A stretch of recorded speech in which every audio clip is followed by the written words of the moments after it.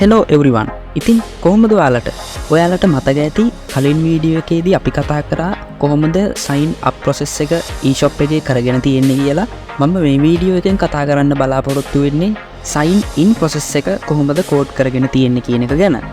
ඉතින් අපි මේ sign in process එකට යන්න කලින් අනිවාර්යෙන්ම e-shop එකේ sign up වෙලා ඉන්න ඕන. එතකොට තමයි අපේ database එකේ store වෙන්නේ. ඉතින් අපි sign up වුණාට පස්සේ අපිට පුළුවන් අපේ account එකට sign in පාවිච්චි කරලා log වෙන්න. ඉතින් අපි දැන් බලමු කොහොමද ඒක කරගන්නේ කියලා.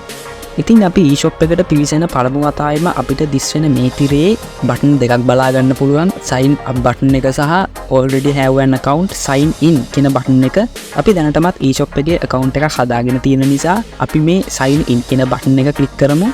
එතකොට මේ වගේ interface එකක් තමයි බලා ගන්න හම්බ වෙන්නේ. ඉතින් මේ ඉන්ටර්ෆේස් එකේදී අපිට කරන්න තියෙන්නේ අපි database එකට ඇතුළත් කරපු data පාවිච්චි කරලා account එකට log වෙන්න. මෙතනදී මම ඒ data ලබා දෙන්නේ නැතුව කෙලින්ම sign in කියන button එක click කරොත් අපිට e-shop එකෙන් alert එකක් එනවා please enter your email address කියලා. ඉතින් අපි මේ email address එක type කරන field එකේ නිකම්ම name එකක් type කරගෙන sign in කියන button එක click කරොත් ඒත් e-shop එකෙන් අපිට alert message එකක් එනවා not a valid email address කියලා. ඒ වගේම අපි මොකක් හරි email address එකක් type කරලා password field එක කිස්ව තිබ්බොත් ඒත් e-shop එකෙන් අපිට alert එකක් එනවා please enter your password කියලා. ඉතින් අපි මේ email address එකටම password එකක් දීලා sign in කියන button එක click කරොත් ඒත් e-shop එකෙන් අපිට alert එකක් එනවා incorrect password කියලා. ඒකට හේතුව database එකේ එහෙම email address එකක් හෝ password එකක් නොමැති වීම. ඉතින් මේ විදිහට අපි නිවැරදි email සහ password දෙකම ලබා දෙනකන් e-shop එකෙන් අපිට sign in වෙන්න දෙන්නේ නැහැ. ඉතින් මම නිවැරදි email address එක සහ password එක ලබා දුන්නට පස්සේ අපිට මේ sign in කියන button එක click කරන්න පුළුවන්. එතකොට අපි කෙලින්ම home page එකට අරගෙන යනවා. එතනින් අපිට අපේ e-shop එකෙන් අපිට අවශ්‍ය product එක purchase කරගන්න අපිට පුළුවන්. ඉතින් මේ විදිහට තමයි අපි sign in part එක කරගෙන තියෙන්නේ. අපි දැන් බලමු මේ sign in process එක කරගන්න අපි පාවිච්චි කරපු code මොනවද කියලා. මේ ඔයාලට බලා ගන්න හම්බ වෙන්නේ මගේ sign in process එකට අදාළ codes. මෙතනදී මම remember me option එක වගේම forgot password option එකක් දීලා තියෙනවා. password එක recover කරගන්න. ඊට පහලින් අපිට බලා ගන්න පුළුවන් වෙන්නේ අපි sign in වෙන්න පාවිච්චි කරන button එක. ඒ button එකට on click එකක් දීලා තියෙනවා sign in කියලා function එකකට call කරන්න කියලා. ඉතින් අපි මේ sign in කියන button එක click කරාම ඒ sign in කියන function එකට call වෙලා අපිව database එකත් එක්ක සංසන්දනය කරලා userව e-shop එකට login කරගන්නවද නැද්ද කියලා තීරණය කරගන්නේ. ඉතින් අපි on click එකක් දීලා sign in කියන function එකට call කරගත්තා. ඉතින් මේ sign in function එක තමයි අපිට මේ බලා ගන්න හම්බ වෙන්නේ. මේ function එක ඇතුලේ document.getElementById භාවිතා කරලා මම user input fields වලට ඇතුළත් කරපු email, password, remember me option වගේ දේවල් අල්ලගෙන තියෙනවා.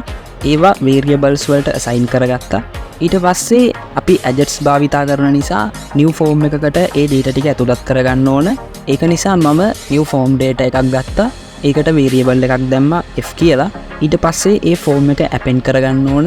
ඒකත් මම මේ විදිහට තමයි code කරගත්තේ. ඉතින් අපි මේ data ටික server side එකට යවන්න ඕන නම් XML HTTP request එකක් create කරගන්න ඕන.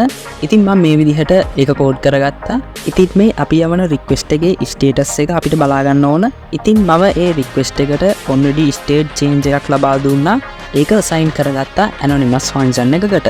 ඉතින් මේ request එකේ ready state එක 4ත් status එක 200ටත් හරියටම සමාන වෙනවා නම් ඒ request එකේ response text එක අරගෙන t කියලා variable එකකට assign කරගන්න කියලා code කරා. ඊට පස්සේ ඒ response text එක success වලට සමාන නම් home.php කියන file එකට userව අරගෙන යන්න කියලා අපි code කරගෙන තියෙනවා.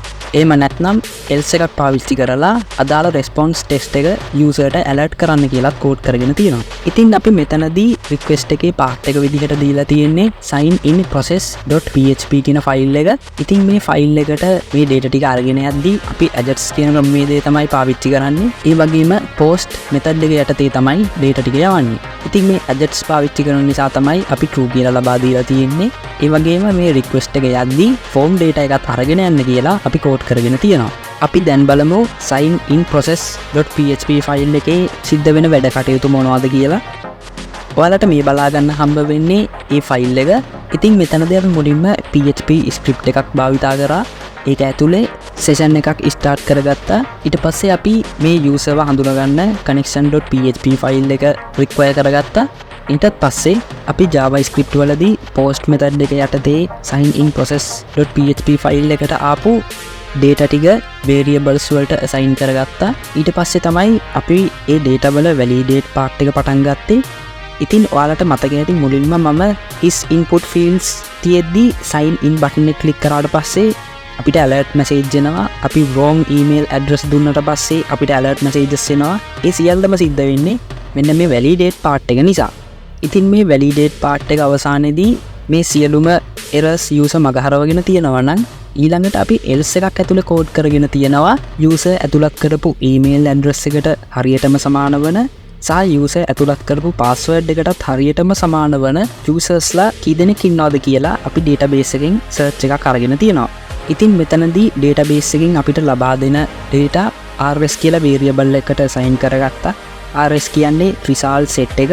ඉතින් මේ result set එකෙන් numbers ගාන අරගෙන ඒ numbers ගාන $n කියන variable එකකට assign කරගත්තා.